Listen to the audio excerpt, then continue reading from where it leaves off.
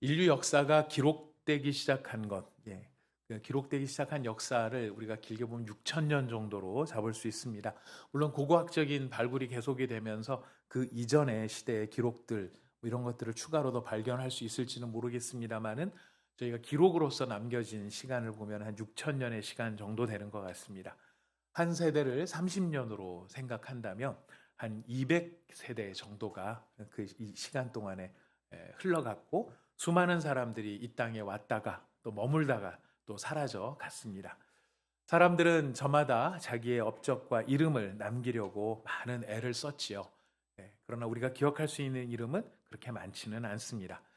그러나 성경은 이 모든 시간과 사람 그리고 이 시간과 사람이 만들어내는 사건 이것들을 꿰뚫는 한 가지의 이야기를 우리에게 들려줍니다.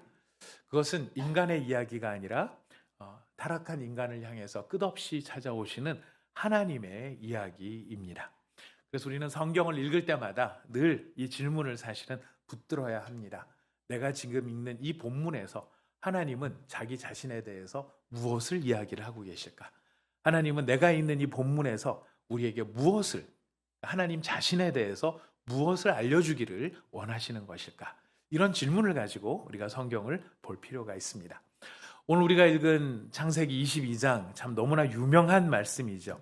아브라함이 독생자 이삭을 바치는 사건입니다. 아마 교회를 다니지 않는 사람 가운데에서도 다윗의 이야기와 더불어 다윗과 솔로몬의 이야기와 더불어서 아마 이 이야기는 알고 있는 사람이 많지 않을까라는 생각이 들 정도로 유명한 이야기입니다. 참 언뜻 보면 참 아브라함 대단하다 이렇게 생각되어지는 22장입니다만은 사실 자세히 보면 이 22장 이 본문 말씀은 아브라함의 이야기라기보다는 하나님 아버지의 마음이 역사 가운데 가장 깊이 드러나는 본문입니다. 그래서 우리가 언뜻 보면 아브라함 이야기지만 자세히 보면 하나님 아버지의 이야기. 여러분 우리 교회 김태주 형제라는 형제님이 계십니다. 얼마 전에 이제 둘째를 출산하였는데요. 그 김태주 형제님과 이름이 똑같은 유명한 시인이 있습니다. 태주라는 이름을 가진 시인 혹시 들어보셨나요? 나태주라고 하는 시인이 있습니다.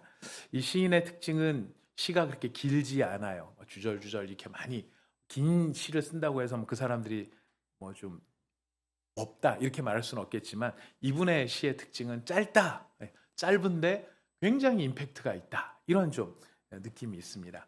아마 우리한테 제일 유명한 시가 풀꽃이라는 시가 아닌가 싶습니다. 자세히 보아야 도대체 성경 외에는 읽지 않는 여러분들은 오직 말씀에만 집중하시는 여러분 자세히 보아야 예쁘다 오래 보아야 사랑스럽다 너도 그렇다 이게 시 전부예요. 근데 얼마나 확 와닿지 않습니까? 그렇지 자세히 보아야 예쁘고 오래 보아야 사랑스러운 것처럼 오늘 이 창세기 22장의 본문도 자세히 들여다보고 오래 들여다보면 아브라함만의 이야기가 아니라 아브라함과 함께 하는 하나님 아버지의 마음이 여기에 펼쳐져 있습니다. 우리는 이 사건이 벌어지는 장소가 모리아산인데요. 이 모리아산으로 함께 오늘 올라가 보고자 합니다. 그리고 이 모리아산 정상에서 각자의 아들을 바라보고 계시는 두 아버지의 시선이 마주치는 순간을 만나게 될 것입니다. 여러분 창세기 22장 이 모리아산 사건을 이해하기 위해서는 아브라함과 하나님의 관계를 우리가 잘 이해하는 게 먼저 필요합니다. 하나님과 아브라함은 무슨 관계일까요? 여러분 혹시 생각해 보셨습니까? 하나님과 아브라함은 무슨 관계일까요? 좋은 관계이죠. 근데 어떻게 좋은 관계인가 살펴볼 필요가 있는데요.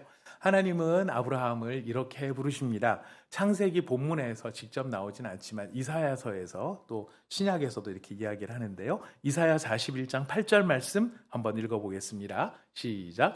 그러나 나의 종 너 이스라엘아 내가 택한 야곱아 나의 벗 아브라함의 자손아. 이스라엘을 호칭을 하는데 이스라엘 그리고 아브라함의 자손 이렇게 안 하고 나의 벗 아브라함 나의 프렌드 나의 친구라고 부르고 계시죠. 야고보서 2장 23절도 마찬가지입니다. 신약 성경인데 읽어보겠습니다. 시작. 이에 성경에 이른바 이것을 의로 여기셨다는 말씀이 이루어졌고 그는 하나님의 벗이라 칭함을 받았나니 하나님의 친구다라고 아브라함은 칭함을 받았다는 것입니다. 아브라함하고 하나님하고 무슨 사이예요? 친구 사이인 겁니다. 여러분 이건 신약 시대에 오면 예수님께서 그의 제자들을 향해서도 사실 동일한 말씀을 하세요. 너희를 더 이상 나의 종이라고 하지 않겠다. 너희는 나의 친구다라고 이야기합니다. 친구, 어떤 의미에서 친구일까요? 친구를 왜 친구라는 말을 쓰고 있는 것일까요? 여러분 친구는 어떤 사이죠? 친구가 친구 되는 가장 중요한 의미는 어디에 담겨 있을까요? 친구는 돈 빌려주는 사람. 그런 것이 아니겠죠? 친구가 가장 중요한 의미를 갖는 것은 친구는 바로 여기에 있습니다. 우리 창세기 18장 17절 말씀 한번 읽어보겠습니다. 한번 읽어봅시다. 시작. 여호와께서 이르시되 내가 하려는 것을 아브라함에게 숨기겠느냐. 친구는요 마음을 숨기지 않는 게 친구예요. 여러분 이런 친구를 혹시 두고 계십니까? 여러분 친구가 많이 계십니까? 많든 적든 친구가 있으십니까? 여러분 누구를 친구라고 이야기를 하고 계십니까? 지금 하나님께서는 아브라함을 친구다라고 부르셨을 때에 아브라함을 친구라고 불러주시는 이유가 어디에 있는가? 내가 하려는 것을 아브라함에게 숨기겠느냐? 친구는 마음을 숨기지 않는 존재라는 것이에요. 하나님께서는 이제 아브라함한테 자신의 마음을 다 드러내십니다. 하나님이 하시고자 하시는 일, 하나님이 지금 하시는 일, 하나님이 가지고 계시는 성품, 하나님이 가지고 계시는 의도, 내가 무슨 의도로 이렇게 하는가? 어떤 사람은 의도를 모르지만 친구는 의도를 아는 거예요. 무엇보다 친구는 정서를 깊이 이해하고 나누고 공감할 수 있는 게 친구죠. 하나님은 하나님의 깊은 정서를 아브라함과 함께 나누는 것입니다. 갈대와 우르에서 40년 전에 처음 부름을 받았을 때 아브라함은 하나님과 약간 서먹서먹한 관계였을지 모릅니다. 또 친구라는 사이보다는 그냥 신적인 존재와 신의 존재와 함께하는 인간, 보잘것없는 피조물 이런 존재였을지 모릅니다. 하지만 40년이 넘는 세월을 지나가면서 기다림이 있었고 실패가 있었습니다. 또 넘어짐도 있었지만 회복도 있었습니다. 하나님과 함께 여러 가지 일들을 겪으면서 아브라함은 하나님의 마음을 조금씩 배워갔던 것이죠. 그리고 인생의 황혼기에 접어든 지금 이 순간 하나님은 아브라함에게 지금까지의 그 어떤 일보다도 무겁고 고통스러운 자리에 아브라함을 세우십니다. 우리 창세기 22장 2절 말씀을 한번 읽어보겠습니다. 시작. 여호와께서 이르시되 내 아들 내 사랑하는 독자 이삭을 데리고 모리아 땅으로 가서 내가 내게 일러준 한 산 거기서 그를 번제로 드리라. 네 아들 네 사랑하는 독자, 독자인데 사랑하는 독자. 독자면 당연히 사랑하겠죠. 하지만 사랑한다는 걸 더 강조하는 걸 보면 아브라함이 이삭을 얼마나 마음에 깊이 두고 있었는지를 우리에게 느끼게 해주는 것입니다. 바로 그 독자를 번제로 드려라 라고 이야기합니다. 이것은 단순한 테스트가 아닙니다. 사실 이 명령은 사실 하나님이 주셨던 지금까지의 모든 약속을 스스로가 뒤집어 엎는 좀 이상한 말씀을 하고 계시는 겁니다. 왜냐하면 하나님은 지금까지 하늘의 별보다 바다의 모래보다 네 자손이 더 많아질 것이다. 근데 그렇게 네 자손이 많아질 때 중요한 것이 이삭이다라는 이야기를 하셨어요. 아브라함은 어떤 시점에 이르러서 더 이상 자식을 낳는 걸 포기를 하죠. 그리고 하나님한테 이야기합니다. 우리 집에서 나랑 제일 친한 이 다메섹 엘리에셀 이 친구가 내 양아들입니다. 하나님 말씀하십니다. 아니다. 네 몸에서 나와야 네 아들이다. 그럽니다. 그래서 아브라함이 그러면 내 몸에서? 그래서 자기가 아들을 낳죠. 하갈이라고 하는 사라의 몸종을 통하여서 이스마엘이라고 하는 아들을 낳습니다. 하나님께 보십시오. 제 아들입니다. 하나님이 얘기하십니다. 너 사라의 몸에서 나야 네 아들이다. 하나님이 엘리에셀도 아니라고 하셨고 이스마엘도 아니라고 하셨고 이삭이야말로 네 후손이고 얘를 통해서 네 후손이 하늘의 별처럼 많아질 것이다.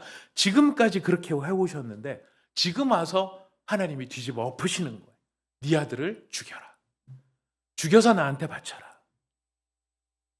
여러분 참 이 말씀이 왜 이런 말씀, 이렇게 뒤집어 엎는 말씀인가?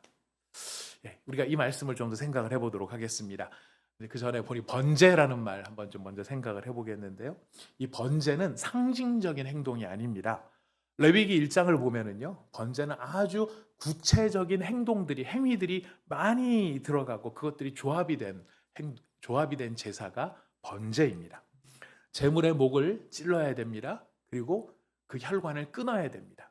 그래서 그 혈관에서 나오는 모든 피가 다 흘러나와야 되고, 그래서 짐승이 죽게 되면 가죽을 벗깁니다. 각을 뜹니다. 팔다리를 잘라내는 것이죠.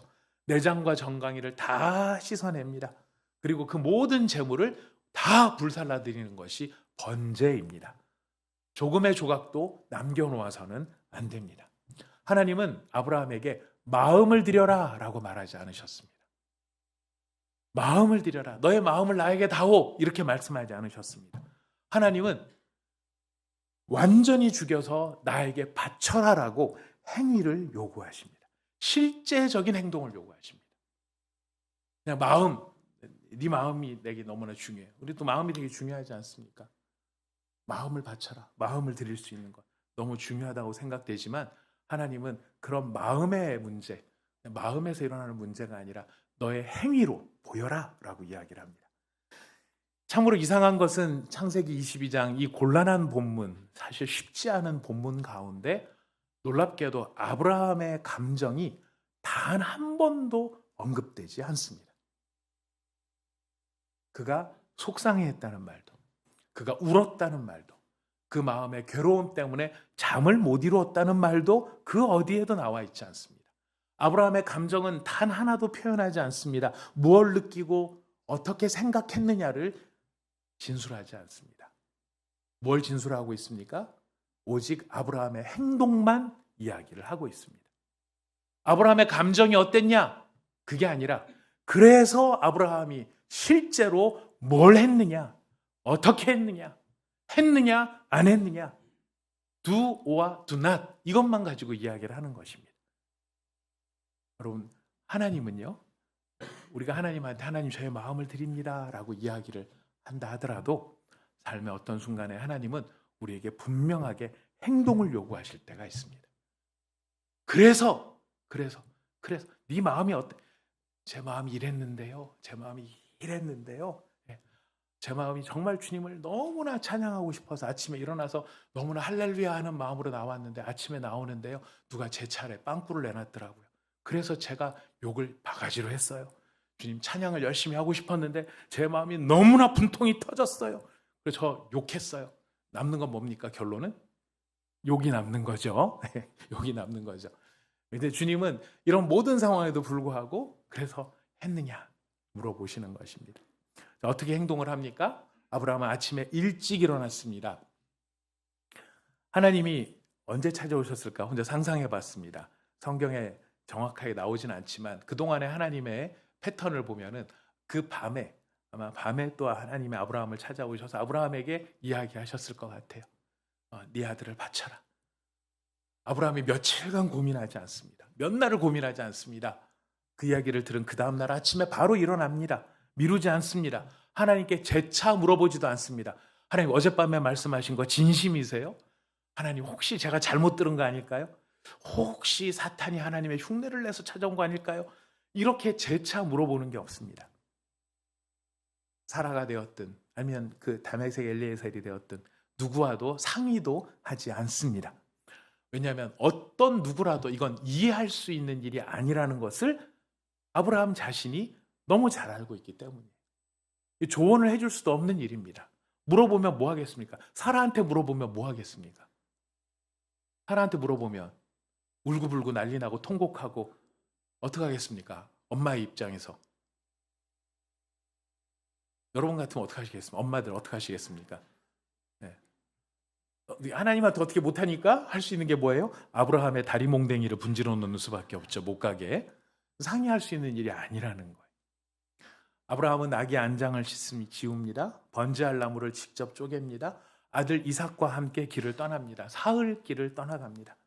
아브라함은 멀리서 산을 보게 됩니다. 하나님이 지명하신 그 산, 이 산에 있던 이 자리는 평소에 하나님하고 아브라함하고 뭔가 서로 사연이 있었던 자리 같아요.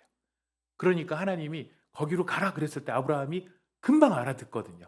그래서 거기로 가는 겁니다. 그리고 멀리서 산을 봅니다. 우리로 말하면은 여기 잠실쯤 왔는데 저기 북한산이 보이는 거예요. 여기에서 종들을 이 잠실에 내려놓는 겁니다. 종실한테 여기 머물러라. 여러분 22장 5절 말씀 읽어보겠습니다. 22장 5절 시작. 이에 아브라함이 종들에게 이르되 너희는 나귀와 함께 여기서 기다리라. 내가 아이와 함께 저기 가서 예배하고 우리가 너희에게로 돌아오리라 하고 내가 가서 예배하고 우리가 돌아올 것이다. 참 울림이 있어요. 내가 가서 예배하고 내가 돌아올 것이다가 아니고 내가 가서 예배하고 우리가 돌아올 것이다. 분명히 여기에 뭔가 사건이 있음에도 불구하고 아브라함은 우리가 돌아올 거라고 하는 이야기를 하고 갑니다. 그러면서 종들을 남겨놓습니다. 성경 읽어보니까 나귀도 남겨놓습니다. 짐이 있어요. 이 번제했을 나무들이 제법 양이 많았을 텐데 이거를 그냥 다 직접 들고 가야 되는 거예요.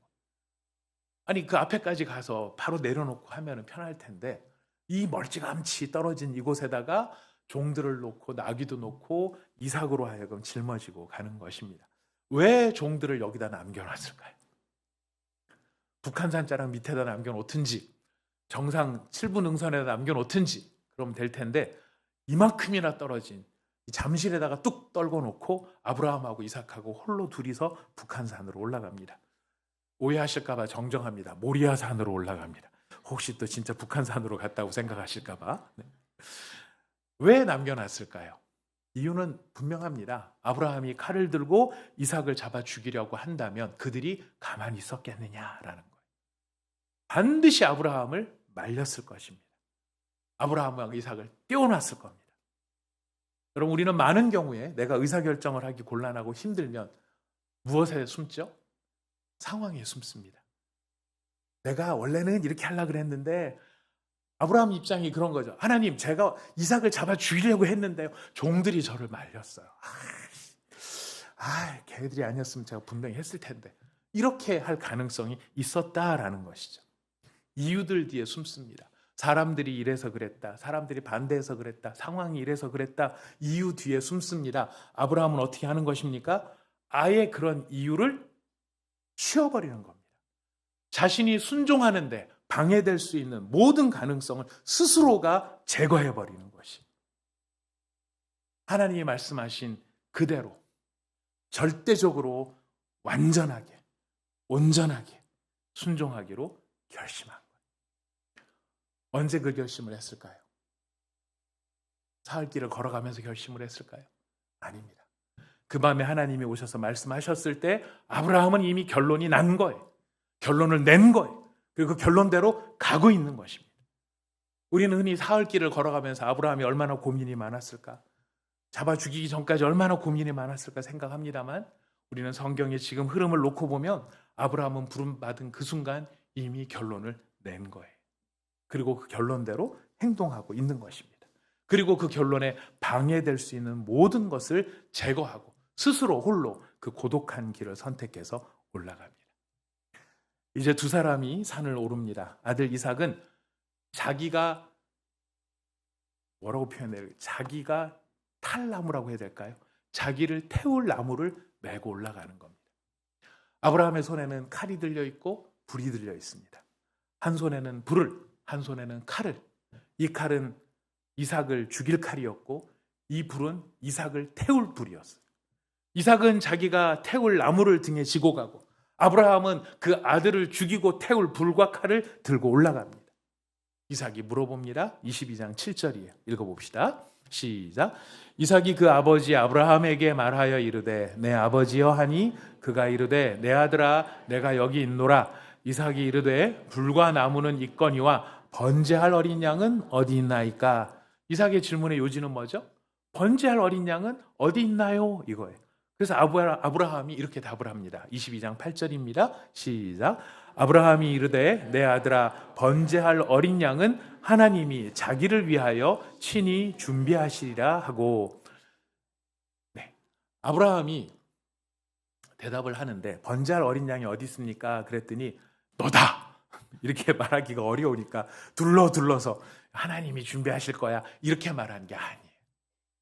여러분, 이 대답은 그냥 단순히 둘러친 대답이 아니라 하나님의 약속과 하나님의 명예를 붙드는 아브라함의 신앙 고백과도 같은 대답이에요. 하나님이 누구를 위해서 준비하신다고 합니까? 자기를 위해서. 아브라함을 위해서. 하나님이 나를 위해서 준비하실 거야. 하나님이 너를 위해서 준비하실 거야가 아니에요. 하나님이 하나님 자신을 위해서 스스로 준비하실 거야. 하나님이 스스로 일하실 거야. 라고 하는 절대적인 믿음의 고백이 여기에 담겨 있는 것이. 아브라함이 이렇게 말할 수 있는 이유가 무엇입니까? 우리가 창세기 우리 BBA 일과를 1강을 하면서 하나님께서 여인의 후손을 주시겠다 약속하셨죠. 그 여인의 후손이 아브라함의 후손을 통해서 나올 것이다. 이 약속이 이어지고 있습니다. 이 약속을 하나님이 확증하시기 위해서 어떻게 하셨습니까? 우리 지난주에 생각해 봤습니다. 15장에서 하나님은 아브라함을 재우십니다. 그리고 홀로 그 언약의 제물 사이를 걸어가십니다. 그리고 스스로 약속하십니다. 내가 이 언약의 후손을 내가 너를 통하여서 이루겠다. 이 약속을 스스로 하신 것입니다. 그런 스스로의 약속 속에 주신 씨앗이 이삭인 거예요. 그러니 이 이삭을 보존하고 지키는 것은 인간이 할 일이 아니라 누가 할 일이에요? 하나님이 하실 일이에요. 이삭은 아브라함이 책임지는 존재가 아니라 이삭은 하나님이 책임져 주시고 지켜주시는 존재입니다. 그 고백이 여기에 담겨 있는 것이. 마침내 산 정상에 이르렀습니다. 지정하신 곳에 이르렀습니다. 22장 9절 말씀 읽어봅시다. 시작. 하나님이 그에게 일러주신 곳에 이른지라. 그곳에 제단을 쌓고 나무를 버려놓고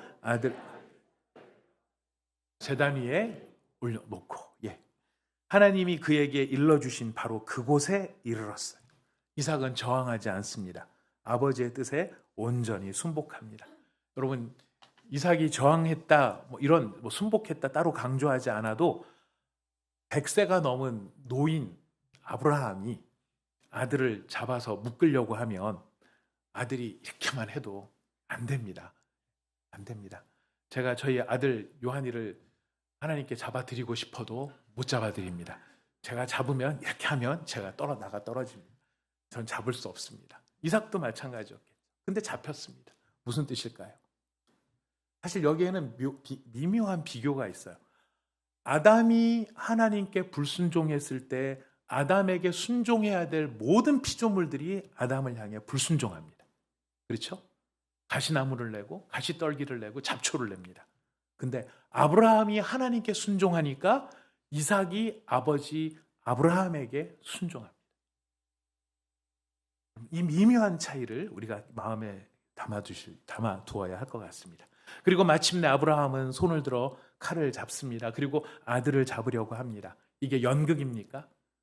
죽이는 것처럼 하는 연극입니까? 아니요. 아브라함은 진짜로 아들을 죽이려고 하는 거예요.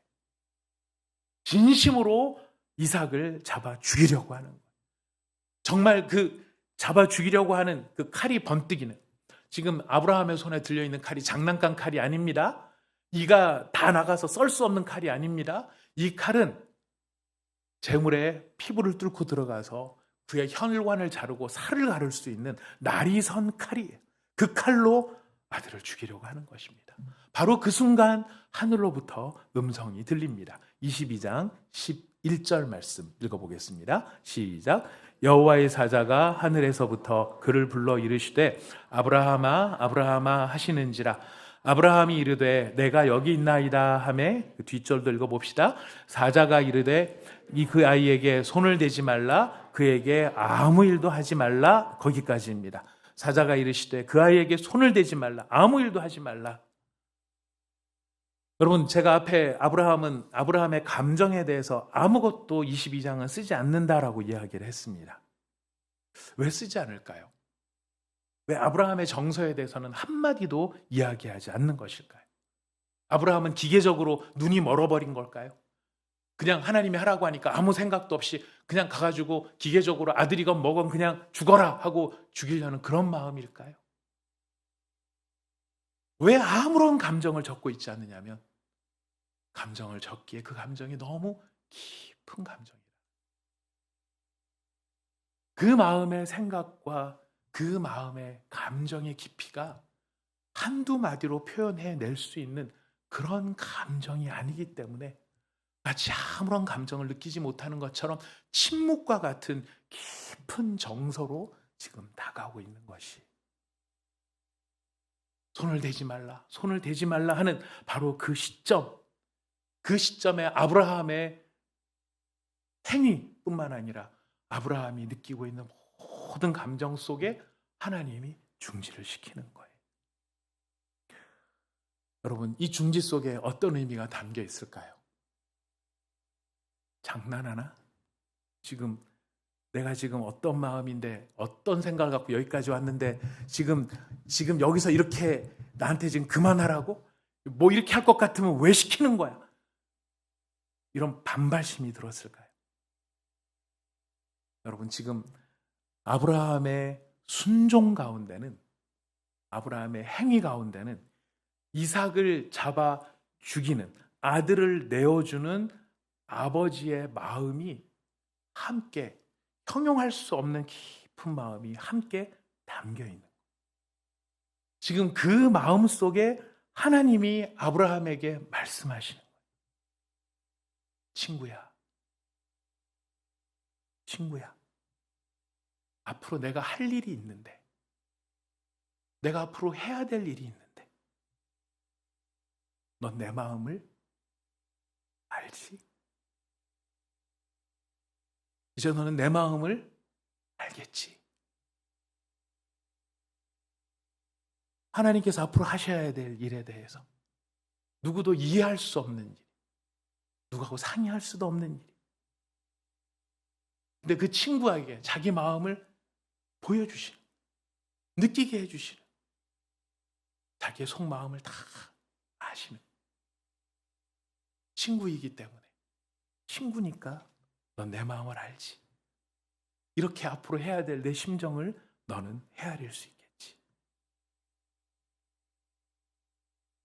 22장 12절 뒷부분은 이렇게 이야기를 합니다. 우리 같이 읽어볼까요? 시작. 내가 내 아들 내 독자까지도 내게 아끼지 아니하였으니 내가 이제야 내가 하나님을 경외하는 줄을 아노라. 여러분, 경외란 무슨 뜻입니까?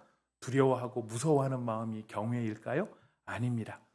나 자신보다 하나님을 더 신뢰하는 그것을 경외라고 말합니다. 나는 하나님을 경외하는 사람입니다 라고 고백하는 것은 나는 하나님을 무서워하고 두려워하는 사람입니다, 이 뜻이 아니라 나는 나보다 하나님을 더 신뢰하는 사람입니다. 나는 하나님을 경외하는 사람입니다. 하나님 말씀하세요. 네가 진짜로 나를 경외하는 줄을 내가 알겠다. 사랑하는 성도 여러분, 아브라함이 그 고백을 듣고 그 이야기를 듣고 눈을 들어 사방을 봅니다. 그랬더니 수풀에 걸린 순양 한 마리가 있었던 거예요. 그래서 그 양을 대신해서 번제로 드립니다. 여러분, 22장 14절을 읽어보겠습니다. 시작. 아브라함이 그 땅 이름을 여호와 이레라 하였으므로 오늘날까지 사람들이 이르기를 여호와의 산에서 준비되리라 하더라. 여러분, 우리는 여호와 이레 그러면서 이것도 주님이 준비해 주신 것, 저것도 준비해 주신 것 그랬을 때 여호와 이레라는 말을 씁니다. 맞습니다. 주님이 다 준비해 주시는 것입니다.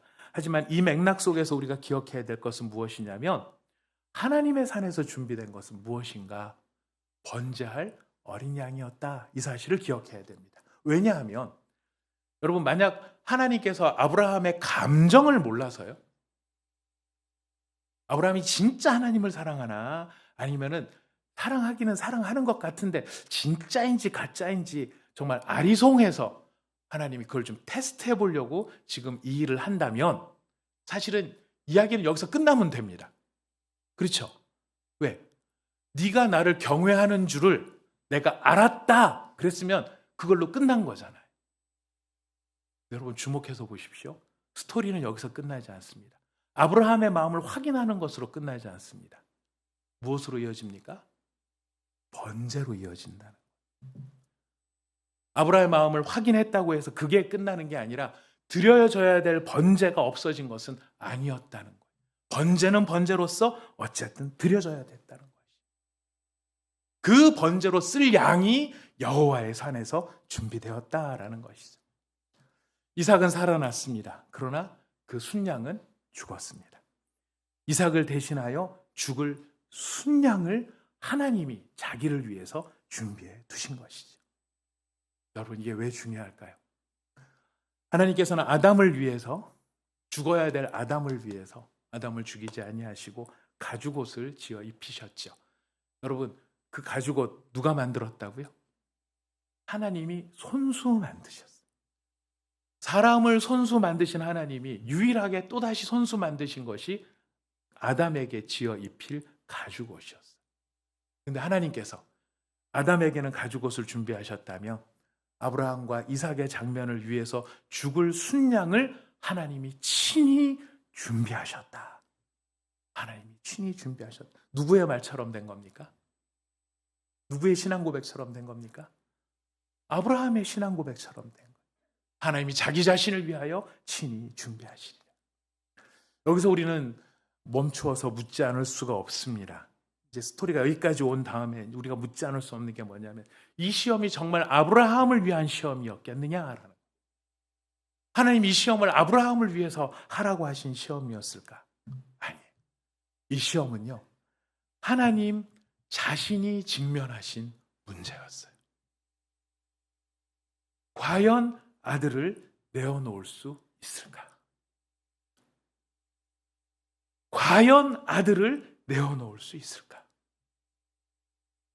과연 이 죄인들을 위해서, 이 반항하는 자들을 위해서, 자기가 절대적으로 옳다고 확신하며 그 이야기 속에 빠져 있으며 하나님의 음성에 귀를 기울일지 모르는 저 인간들을 위해서 내가 내 아들을 내어놓을 수 있을까? 아브라함은 멈추라는 명령을 들었습니다. 하지만 하나님은 멈추지 않으셨습니다. 모리아산의 이삭은 순양으로 대체되었습니다마는 훗날 바로 이 모리아산 골고다에서 죽임을 당할 하나님의 아들 예수 그리스도는 다른 어떤 것으로 대체되지 않았습니다. 여러분, 이 모리아산이 나중에 솔로몬의 성전이 들어오는 곳이 이 모리아산입니다. 이 솔로몬의 성전에 마주보는 곳에 골고다 언덕이 있습니다. 그 언덕에서 하나님의 아들 예수 그리스도가 십자가에 달려 죽는 것이죠. 무엇을 위해서? 도대체 뭘 위해서 이 아들을 내놓아야 하는 것인가? 도대체 무슨 영화를 보고, 무슨 영광을 보고, 무슨 좋은 일이 있다고, 내가 해야 될 무슨 탁월한 일이 있다고 이 아들을 내어놓아야 하나? 여러분, 독생자 예수라고 하는 건 예수님이, 하나님이 직접 낳은 외아들 이런 뜻이 아니라 가장 소중한 존재라는 뜻이, 가장 소중한, 하나님에게 있어서 가장 소중한 존재, 그거를 내어놓을 수 있는 것일까? 도대체 누굴 위해서? 의로운 사람을 위해서? 믿음 좋은 사람을 위해서? 충성하는 사람을 위해서? 아니요. 하나님을 외면하고 필요 없다라고 말하고 자기 뜻대로 마음대로 살아가겠다라고 고집하는 바로 저를 위해서, 그리고 우리를 위해서입니다. 하나님께서 이렇게 말씀하십니다. 우리 22장 12절 뒷부분을 다시 읽어보겠습니다. 시작. 내가 내 아들 내 독자까지도 내게 아끼지 아니하였으니 내가 이제야 내가 하나님을 경외하는 줄을 아노라. 네가 네 아들 네 독자까지도 나한테 아끼지 아니하였으니 내가 이제 비로소 네가 하나님을 경외하는 줄 내가 알았다. 저는 이 말씀 어려서부터 중학교 다닐 때부터 교회를 다녔는데 이 말씀을 정신 차리고 읽고 난 다음부터는 너무 이 말씀이 싫었어요. 너무 잔인해요. 너무 야속해요. 흉악스러워요. 하나님께 죄송합니다. 너무 어처구니가 없어요. 왜? 전지전능하시다며. 아브라함 마음 몰라? 하실 거 아니야. 아브라함이 하나님을 어떻게 사랑하는지 모르시지 않잖아. 모르시지 않는데 이제 다 바치고 그냥 이제 막 탁 막으시면서 여기 있다 순양하면서 이제야 내가 알게 되었다 이렇게 말하는 게 너무 흉물스러운 거예요. 이게 하나님이 그렇게 친하게 가까이 다가오셔서 내가 너에게 아들을 하늘 별과 같이 바다의 모래같이 내가 이렇게 주겠다. 넌 내 친구다. 내가 하는 일을 너한테 숨기겠느냐? 소돔과 고모라를 내가 멸망시킬 거다. 50명이 있으면 될까요? 100명이 있으면 될까요? 10명까지 뭐 그렇게 이야기하시면서 다정한 듯 얘기하시다가 결정적인 순간에는 얼굴 싹 바꾸시고 아들 내놔. 이게 무슨 하나님이고 이게 무슨 일관성이냐고요. 이게 무슨 사랑이냐. 참 어처구니 없게 느껴지는 말씀이었어요. 도대체 이 말씀을 왜 하셨을까? 제가 이 아브라함과 하나님과의 관계를 묵상하기 전까지 이 말씀은 풀리지 않는 참 어려운 말씀이었습니다. 하지만 아브라함과 하나님의 관계가 마음을 나누는 친구의 관계라는 사실을 확인하면서 하나님이 지금 아브라함한테 하시는 이 말씀은 오히려 역설적으로 아브라함의 귀에 들려주시는 하나님의 복음의 말씀이었어요. 어떻게 해요? 네가 네 아들, 네 독자까지도 나한테 아끼지 아니하였다. 내가 이제야 네가 나를 정말로 경외하는 줄 알았다 하시는 이 말씀을 뒤집어 보면은요. 내가 내 아들, 내 독자까지도 너를 위하여 아끼지 않으니 네가 이제야 내가 너를 사랑하는 줄을 알겠느냐? 내가 너를 어떻게 사랑하는 줄을 알겠느냐? 알겠느냐? 아브라함한테 하시는 이 이야기는 아브라함의 행동을 통하여서 아브라함한테 칭찬해 주시는 이 이야기가 아니라 앞으로 당신이 하실 일을 친구 아브라함한테 보여주시면서 아브라함한테 자신의 심정을 쏟아부어 주시는 것이 이삭을 바라보는 아브라함의 시선. 하나님의 말씀이기 때문에 그 말씀에 순종해서 잡아 죽이려고 하지만 자기의 사랑하는 독자 아들이 그것을 바라보는 아브라함의 시선과 장차 이곳에서 죽임을 당할 여인의 후손, 언약의 자손, 하나님의 아들 예수 그리스도를 바라보시는 하나님 아버지의 시선이 마주치는 자. 아브라함의 시선과 하나님의 시선이 마주쳤던 바로 그 자리, 모리아산의 자리. 그 두 시선이 말해주는 이야기는 무슨 이야기입니까? 내가 내 아들을 아끼지 아니할 정도로 당신을 경외합니다. 내가 내 독자를 아끼지 아니할 정도로 내가 너를 사랑하노라. 이 두 시선이 마주친 자리. 오늘 이 말씀을 준비하면서 우리가 드리는 이 예배의 자리, 이 자리가 정말 모리아산이 되면 얼마나 좋을까라는 생각을 해보았습니다. 왜냐하면 이삭을 바라보는 아브라함의 시선, 그리고 이곳에서 죽임을 당할 예수 그리스도를 바라보실 하늘 아버지의 시선, 그 시선이 마주쳤던 그 눈이 바로 우리를 바라보고 계시기 때문에 그 시선을 내가 볼 수 있기를 바라는 마음이 있었던 거예요. 내가 어떤 사랑으로 너를 사랑하는 줄 네가 아느냐? 주님의 시선은 우리에게 이렇게 말하고 계십니다. 여러분, 그 사랑 앞에서 우리가 어떻게 고백할 수 있을까요? 이 한 문장이 어제 안 나오더라고요. 이 한 문장이. 그 시선 앞에서, 두 아버지의 시선 앞에서, 각자의 아들을 바라보시는 두 아버지의 시선 앞에서, 그 친구의 절실한 마음 앞에서 그 시선이 나를 바라보실 때 나는 그 시선 앞에 뭐라고 말할 수 있을까? 여러분도 여러분의 고백을 한번 준비해 보시기를 바랍니다. 저의 설교문의 마지막 문장은 이거였습니다. 아버지, 지금 내가 여기 있습니다.